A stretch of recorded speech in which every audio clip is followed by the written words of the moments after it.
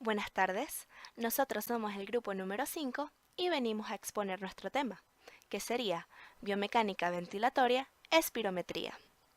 Nuestro grupo está conformado por Marco Rodríguez, José Orozco, Rosmeli Girón y mi persona, Diana Arcia. ¿Qué es la biomecánica ventilatoria? La biomecánica ventilatoria es un proceso por el cual el aire del ambiente es obligado a entrar a los pulmones por inspiración y luego el aire alveolar es obligado a salir de ellos por expiración. Este proceso permite satisfacer tanto la demanda por oxígeno como la de la eliminación del anhídrido carbónico por parte de los tejidos corporales, ya sea durante el estado de reposo o el de ejercicio físico. Sin embargo, como los pulmones carecen de movimiento propio, el cambio en el volumen pulmonar se logra cuando ellos, pasivamente, siguen los movimientos que los músculos respiratorios le imprimen a la caja torácica, en donde ellos están contenidos. En la respiración en reposo, la inspiración es activa y la expiración es pasiva. En cambio, en la respiración forzada, tanto la inspiración como la expiración son activas. Hay una serie de músculos que intervienen en la respiración. Entre esos están los músculos respiratorios. Además, en los músculos respiratorios podemos encontrar dos tipos. El primero sería los músculos inspiratorios, donde están el diafragma y los intercostales externos, así como los serratos, escalenos, pectorales, subclavios y espinales. También podemos encontrar los músculos expiratorios, que serían los intercostales internos y músculos de la pared abdominal, como el transverso del abdomen, los oblicuos, piramidal y el recto mayor del abdomen. Existen músculos respiratorios, pero además podemos encontrar movimientos respiratorios. Entre esos podemos destacar la inspiración. La inspiración es el proceso o mecanismo que permite el ingreso del oxígeno al cuerpo o al organismo. Además, este oxígeno ha de dirigirse a los pulmones. Se dice que la inspiración y la expiración son mecanismos porque involucran el movimiento o la contracción coordinada de una serie de músculos. Durante la inspiración, la cavidad torácica se expande debido a la contracción de los músculos intercostales que elevan las costillas y a la relajación del músculo diafragma, que provoca su descenso aumentando el volumen interno de la cavidad torácica. También podemos encontrar otro tipo de movimiento respiratorio, que sería la expiración. La expiración se define como el proceso o mecanismo que permite la salida del oxígeno en forma de dióxido de carbono.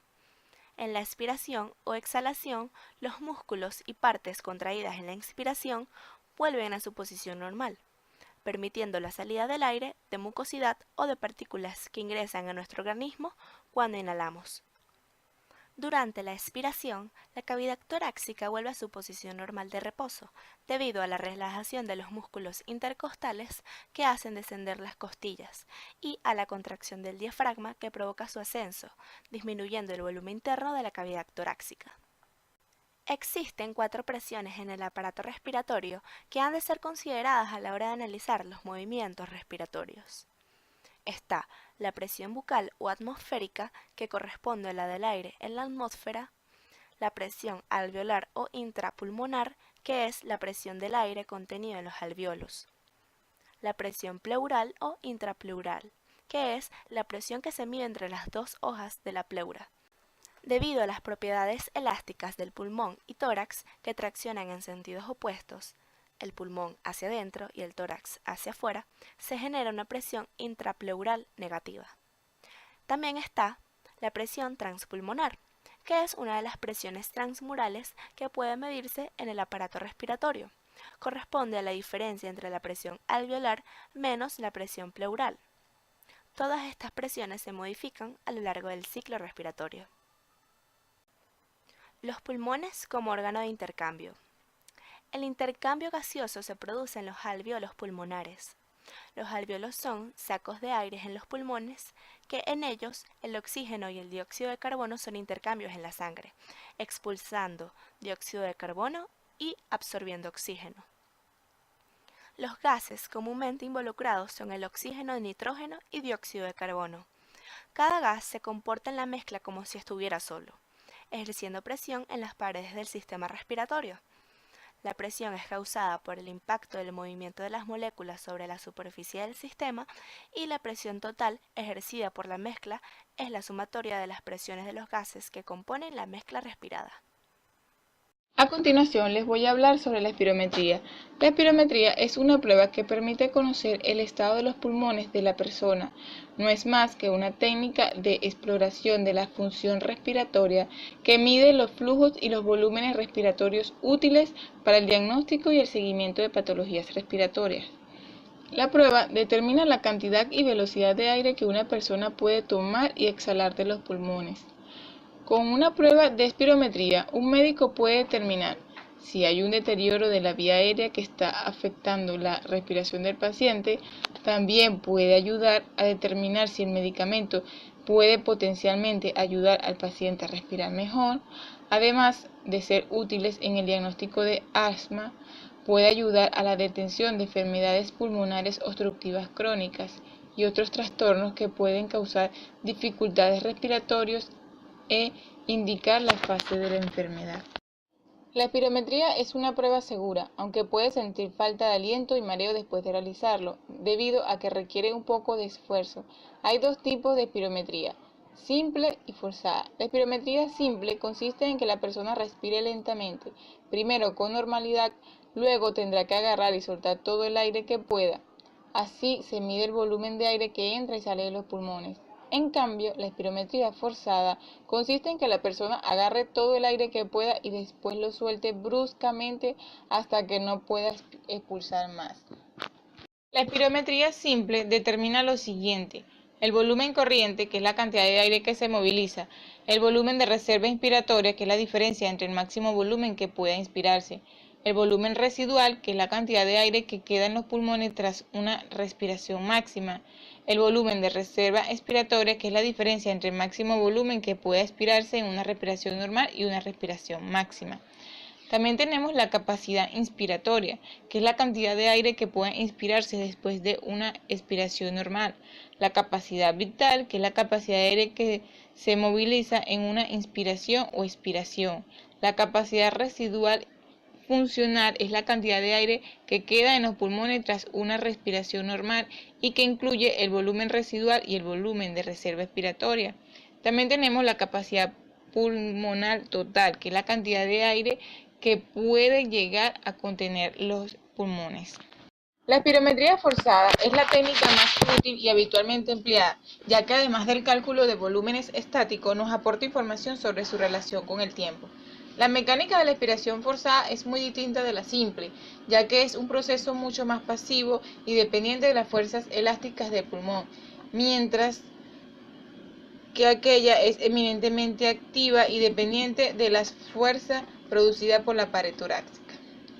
La espirometría forzada determina los siguientes valores: la capacidad vital forzada, el volumen expiratorio máximo en el primer segundo, el cociente del volumen expiratorio forzado entre la capacidad vital forzada, el flujo expiratorio máximo en el 25 y 75% del volumen expiratorio forzado, el flujo expiratorio en el 50%, el flujo expiratorio entre el 25 y el 75%, la capacidad vital forzada en 6 segundos, el cociente, el volumen expiratorio máximo en 0.5 segundos, el límite inferior de la normalidad, el volumen extrapolario, tiempo de expiración forzada, el tiempo del pico expiratorio. La espirometría puede utilizarse con múltiples objetivos, como lo pueden ser el diagnóstico funcional, la investigación clínica y epidemiológica, la evaluación de la actividad bronquial inespecífica y específica, la estimación de riesgo quirúrgico, la evaluación de respuestas a tratamientos médicos, la graduación de la capacidad funcional y la evaluación de mecanismos de obstrucción bronquial. El espirómetro es un instrumento que sirve para medir la capacidad respiratoria de los pulmones. Los espirómetros se clasifican en aquellos que registran la cantidad de aire exhalado o inhalado en un determinado intervalo de tiempo. y existen aquellos que miden qué tan rápido fluye el aire cuando se desplaza hacia adentro o hacia afuera del pulmón, conforme se incrementa el volumen del gas inhalado o exhalado. Ambos tipos se usan para la detección de enfermedades pulmonares. Tipos de espirómetros. Espirómetros de agua o de campana. Fue el primer espirómetro tal como los concebimos hoy en día. Todavía se sigue utilizando en algunos servicios de función pulmonar, lógicamente con algunas mejoras, no obstante, el principio de funcionamiento es el mismo. El espirómetro de agua consta fundamentalmente de una campana plástica o de metal ligero, introducida en un recipiente con agua. La campana está perfectamente equilibrada mediante una pesa y un sistema de poleas. Al introducir aire bajo la campana, ésta se eleva haciendo que la pesa descienda. En ese momento es registrado mediante un inscriptor en un rodillo de papel que se mueve a una velocidad constante. Espirómetros secos o de fuele. Espirómetro seco. Al soplar el paciente, el aire expirado, un fuele y el desplazamiento de las paredes de este se registra sobre el papel de que se mueve a velocidad constante. Las curvas obtenidas son, pues, de tipo volumen-tiempo. Como en el caso anterior, también se puede acoplar el potenciómetro y el microprocesador de una forma que a partir del volumen y el tiempo calcule los flujos, posibilitando así la obtención de curvas de flujo-volumen. Hasta la aparición de neumotacógrafos, este era un tipo de espirómetro más extendido, y en el que cierto modo popularizó la práctica de la espirometría al ser mucho más pequeño y cómodo que los de agua. Espirómetros de flujo. Estos espirómetros incorporan en la boquilla un traductor de flujo conocido como neumotacógrafos, el cual transforma la señal de flujo en otra señal física, para posteriormente ser analizada por un microprocesador que genera digitalmente los datos de volumen y flujo expirados. Los espirómetros de flujo son aquellos que obtienen directamente el flujo ventilatorio, mientras que el volumen de aire exhalado se obtiene por integración del flujo. Por su práctica y costo, los espirómetros de flujo son los más utilizados en la actualidad. Existen clasificaciones de estos espirómetros en dependencia del elemento traductor que empleen. En otras palabras, debido a que existen diferentes tipos de neumotacógrafos, la división en el ramo de los espirómetros de flujo es diversa. La división de estos tipos de neumotacógrafos se origina en función del tipo de resistencia que se coloca en su interior. En el mercado existen 4 tipos diferentes de neumotacógrafos. 1. Neumotacógrafo de turbina. Tienen un cabezal con un eje sobre el que gira una pequeña hélice. En los extremos del cabezal hay un aspa fina que ordenan el flujo de aire al penetrar en el cabezal. El flujo de aire hace girar la hélice y las aspas estas interrumpen una fuente de luz en cada paso que realizan. La velocidad de giro de la hélice es proporcional al flujo y por tanto a un microprocesador, el cual en funcionamiento de las revoluciones de la hélice calcula el flujo de aire y posteriormente por integración calcula el volumen. 2. Neumotacógrafo de hilo caliente. Tiene un cabezal, un hilo metálico, calentando a temperatura constante por medio de corriente eléctrica.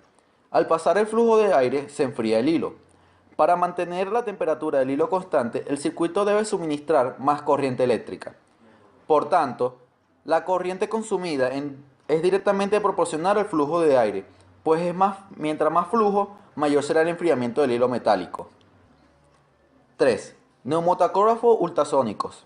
Para calcular el flujo aéreo se emplea la propiedad de los ultrasonidos, que dice que cuando se forma un determinado ángulo con la dirección del flujo, los ultrasonidos que van en el mismo sentido que el flujo tardan menos en llegar al receptor que aquellos que van en sentido contrario al del flujo. Esta diferencia de tiempo es tanto mayor cuanto mayor sea el flujo. 4. Neumotacógrafo de resistencia neumática. Tienen en su interior, como su nombre lo indica, un elemento resistivo al paso del flujo aéreo, provocando en su salida una caída de presión que es proporcional a la cantidad de flujo de gas que pasa por el neumotacógrafo. Son los más utilizados en el mundo por su práctica y costo. Se tienen 2 tipos de neumotacógrafos en la resistencia neumática. El primero es el de Fleischer, sistema de resistencia que es empleado con tubos capilares de 1 o 2 milímetros de diámetro y de 3 o 5 centímetros de longitud, colocados en paralelo formando una estructura cilíndrica de varios centímetros de diámetro con el fin de convertir el flujo de entrada de turbulentos a laminar. Y el segundo es el del hélice, Sustituyen los tubos capilares por membranas o mallas metálicas, pero el principio de funcionamiento es el mismo. Una consideración importante que se debe tomar en cuenta en el momento de seleccionar el transductor de flujo y el sensor de presión diferencial es la colocación de los mismos, ya que una conexión corta entre los neumotacógrafos y el sensor provoca una mejoría de las respuestas en frecuencia. Por causar inconvenientes una vibración y humedad, una conexión más larga proporciona. Calibración del espirómetro. Como todos los aparatos de medición, un espirómetro pierde fiabilidad con el uso y periódicamente es necesario volver a calibrarlo.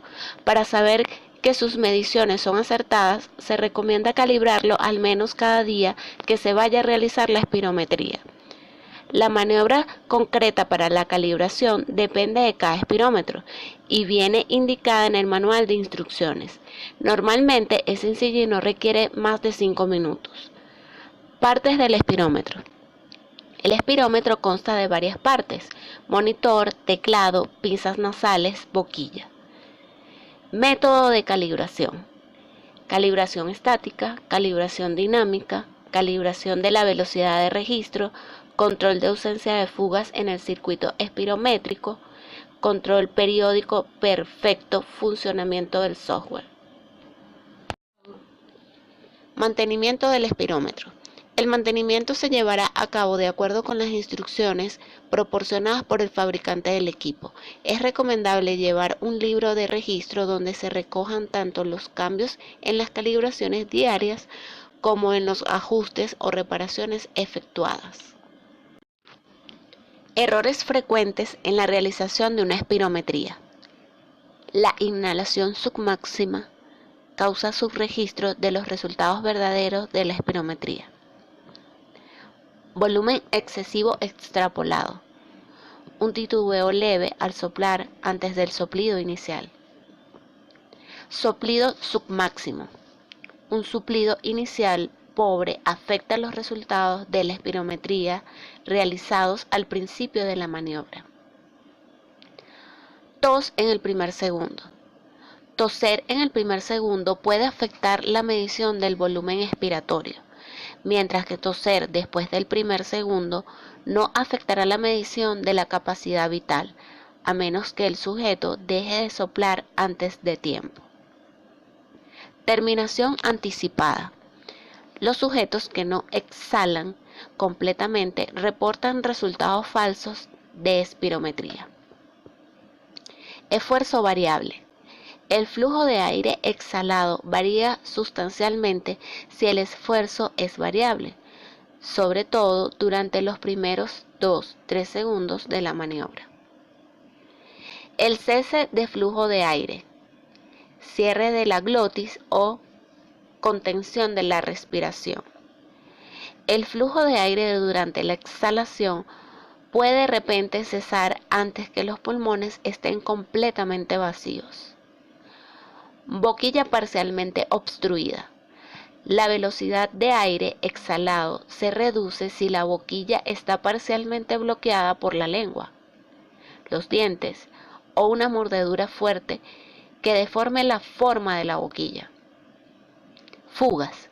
Estas pueden ocurrir en la manguera o alrededor de la boquilla del sujeto durante una maniobra. Respiración extra. Los sujetos a veces toman respiraciones adicionales a través de su nariz o alrededor de los lados de la boquilla, durante o casi al final de la maniobra. Error flujo cero positivo. Este error puede producirse cuando el punto de referencia de flujo cero no está bien ajustado. Error flujo cero negativo. Puede causar subregistro de todas las mediciones expiratorias.